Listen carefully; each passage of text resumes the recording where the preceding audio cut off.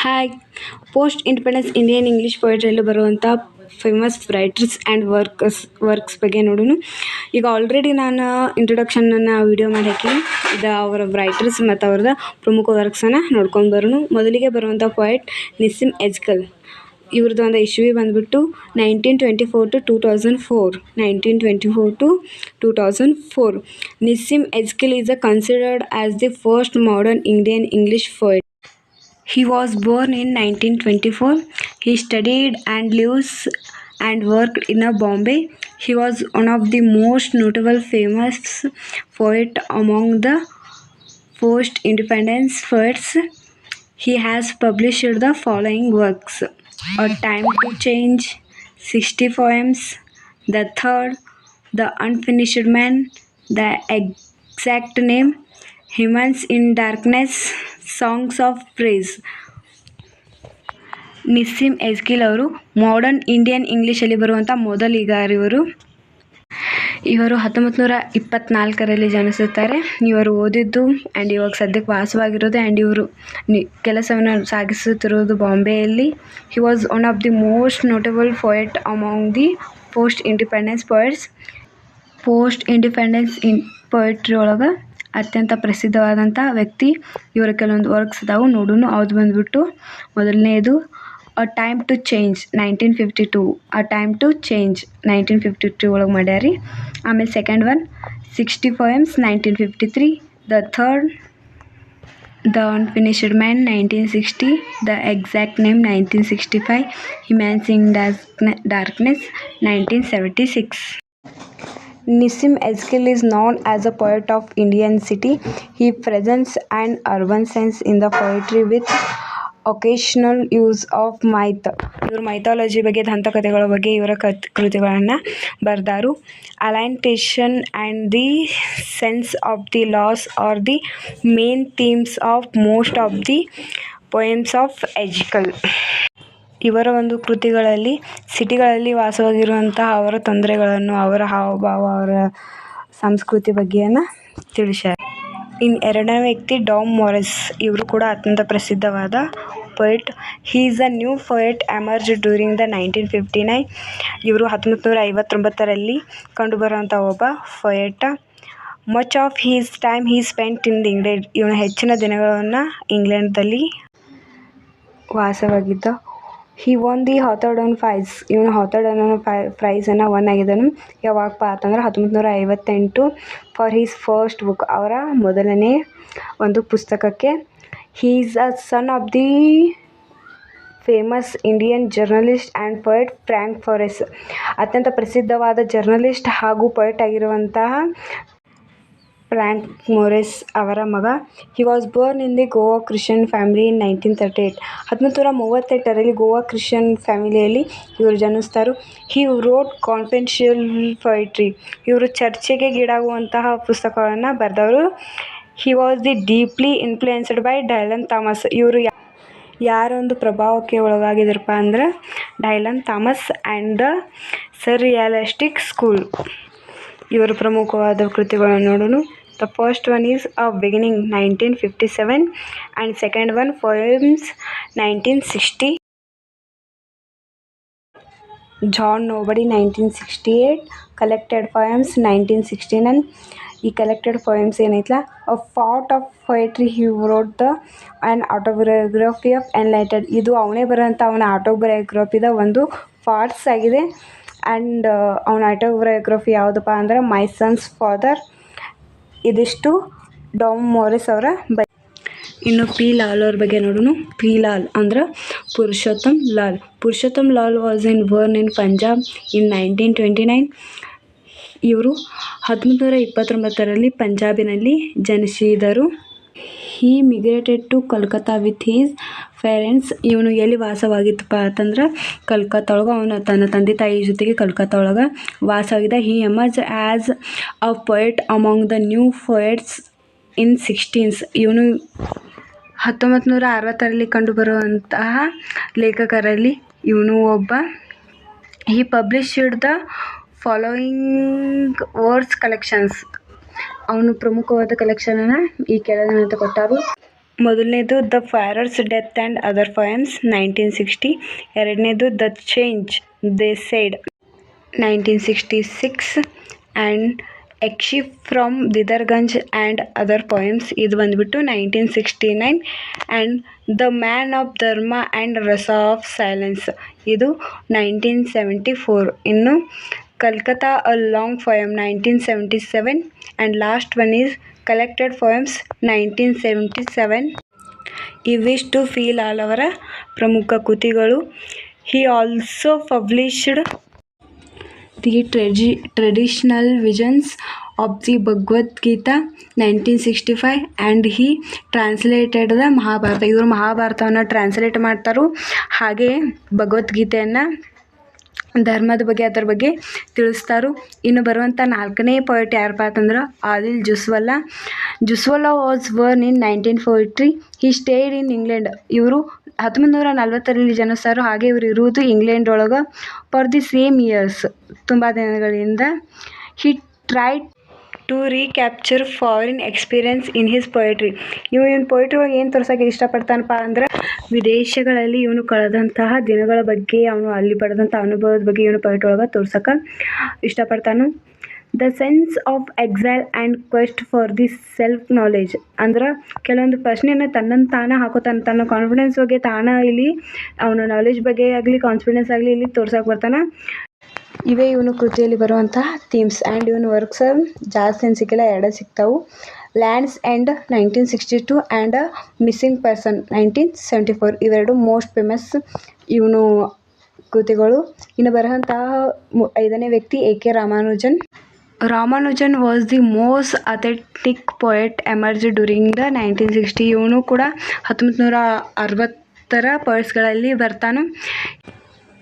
He was born in 1929. ಇವನು 1920ರೊಳಗೆ ಜನಿಸ್ತಾನೆ. He lived in U S A ಒಳಗೆ ವಾಸವಾಗ್ಯಾನ.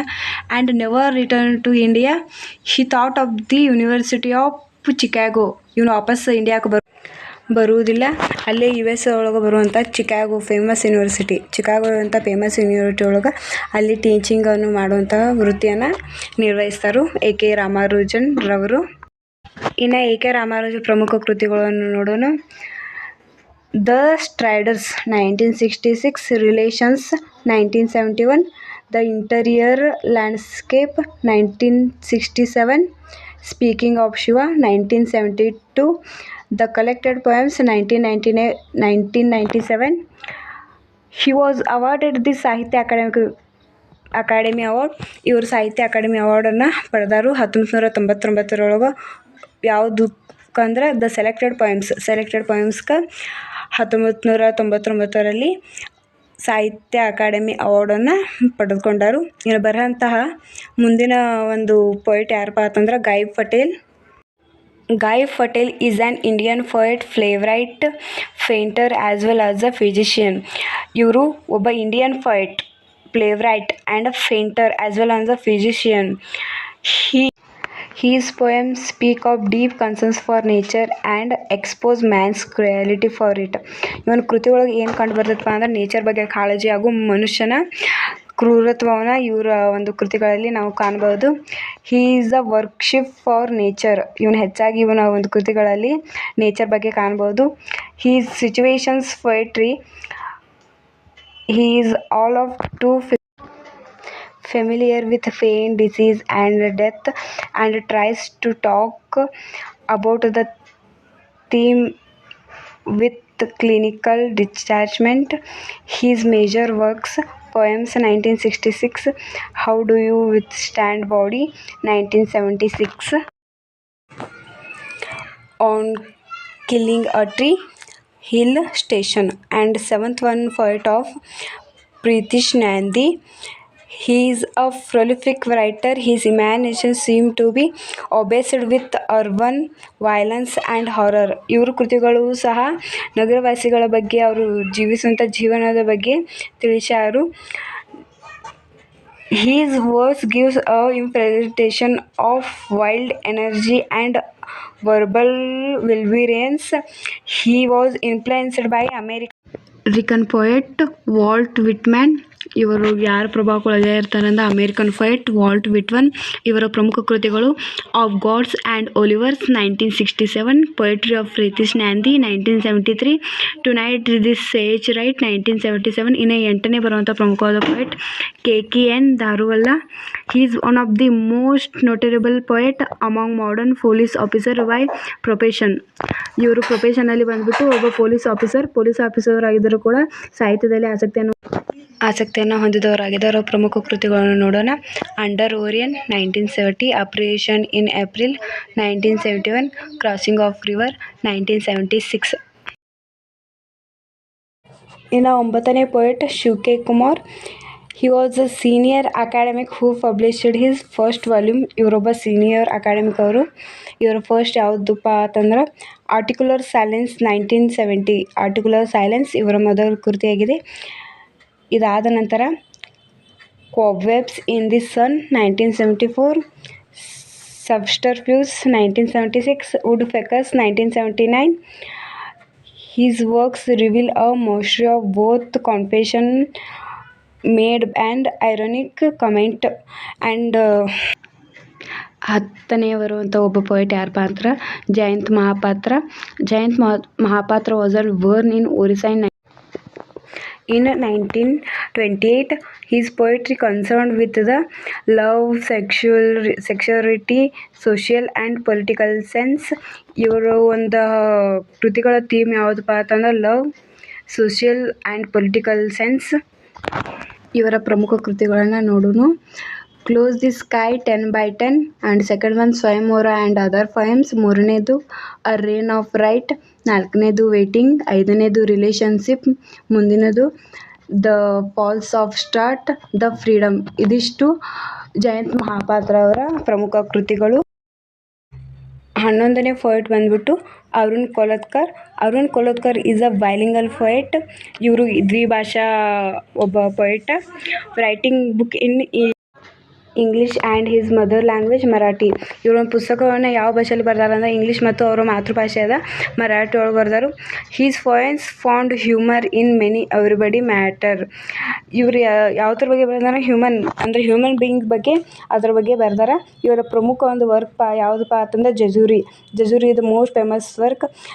ಇದು 1976 ಒಳಗೆ ಬರ್ದಾರು. ಇದು ಒಂದು ಏನಪ್ಪ ಅಂತಂದ್ರೆ 13 ಪೊಯಮ್ಸ್ ಕೊಲಾಬ್ರೇಟೆಡ್ ಒಂದು ವರ್ಕ್ ಇದು ಜಜೂರಿ. Kamala Das 12th poet.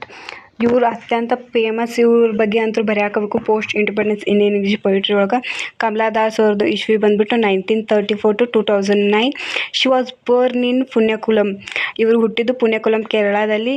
She was known for her poetry in English and stories in Malayalam.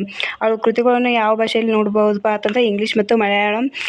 She is a confidential poetess. ಇವಳು ಯಾರಪ್ಪ ಅಂತಂದ್ರೆ ಕಾನ್ಫಿಡೆನ್ಷಿಯಲ್ ಬಗ್ಗೆ ಇವಳ ಕೃತಿಗಳನ್ನು ಬರೆದವಳು. ಇವಳ ಕೃತಿಗಳನ್ನು ಫೇಮಸ್ ಥೀಮ್ಸ್ ಯಾವಪ್ಪ ಅಂತಂದ್ರೆ ಲವ್ ಆ್ಯಂಡ್ ಮ್ಯಾರೇಜ್. ಇವು ಇವಳ ಕೃತಿಗಳ ಒಂದು ಥೀಮ್ಸ್. ಇವಳ ಕೃತಿಗಳು ಲವ್ ಮತ್ತು ಮ್ಯಾರೇಜ್ ಬಗ್ಗೆ ಕುರಿತ ಇವಳ ಫೇಮಸ್ ವರ್ಕ್ಸ್ ಬಂದು.